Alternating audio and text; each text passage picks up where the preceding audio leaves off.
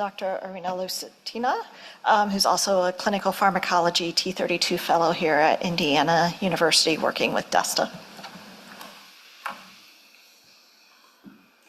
Thank you for the introduction. Again, my name is Arina Lazutina, and I would like to present my work on stereoselective disposition of bupropion and its reactive metabolites in healthy volunteers after single and multiple dosing.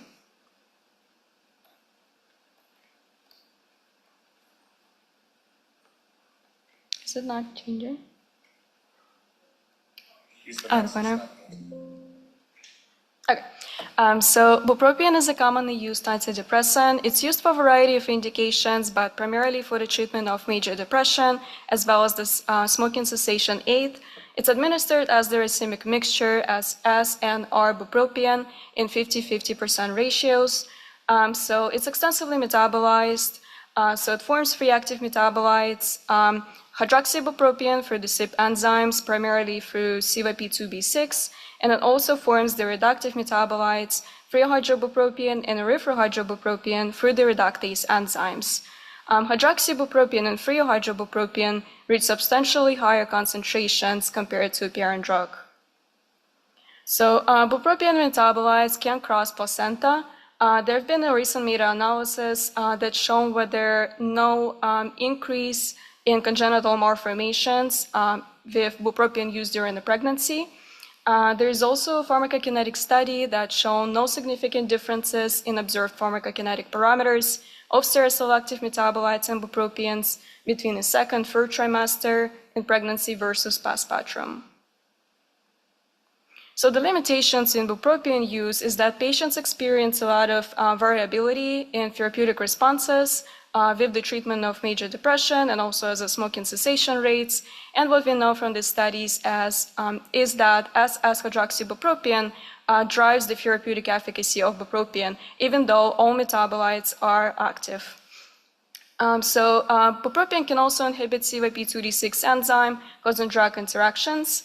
And we know from the in vitro studies that metabolites could be inhibiting the enzyme at a greater extent compared to a parent drug. And also, the inhibition can persist 7 days after bupropion cessation. So our major hypothesis and purpose for the clinical study was to see if one or more stereoselective metabolites could be contributing and driving the CYP2D6 inhibition.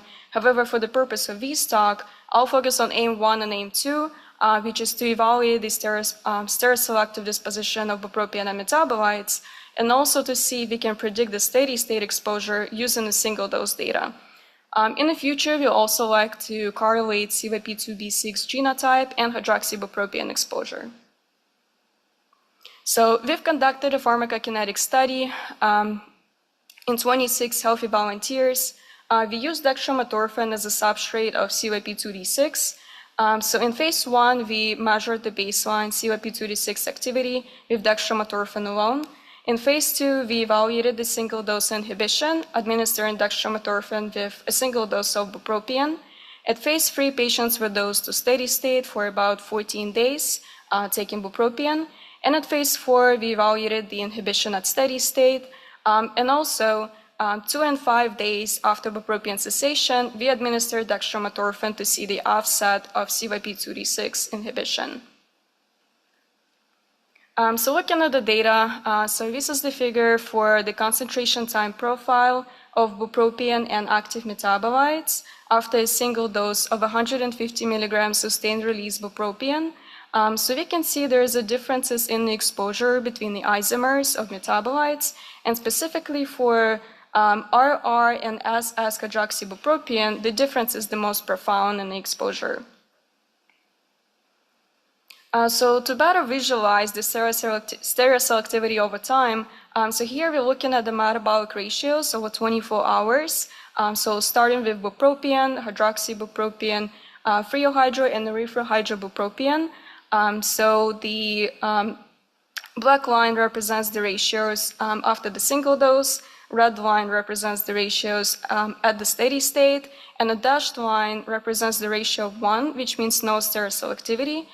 So again, the most profound stereoselectivity is observed for hydroxybupropion, where the ratio ranges from 20 to 30-fold at all at both phases. Also for the bupropion, initially after dose administration, the ratio increases to threefold with R-bupropion predominating the exposure, and it stays consistent in both phases.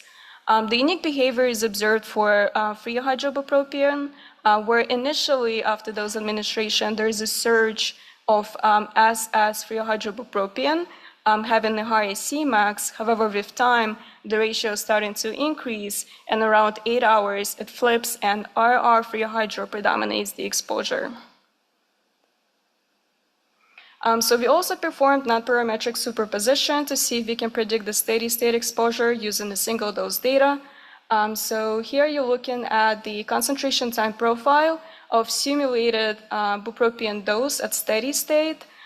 So looking at the green line, which is the RR threohydrobupropion, it has the longest half-life of about 50 hours, and it stays in the system for about 15 days after bupropion cessation, while S and R bupropion here are gone within 72 hours.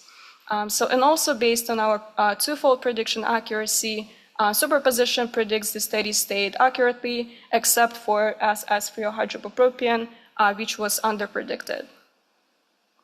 So in conclusion, bupropion and active metabolites do exhibit stereoselective disposition after single and multiple doses. The metabolic ratios of threohydro and bupropion suggest the higher rates of pre-systemic reduction for the S-bupropion enantiomer compared to R. And non-parametric superposition predicts the steady state accurately, except for SS threohydrobupropion. And we hope this data can help us to elucidate the mechanism behind the interpatient variability, as well as the CYP2D6 inhibition. Thank you.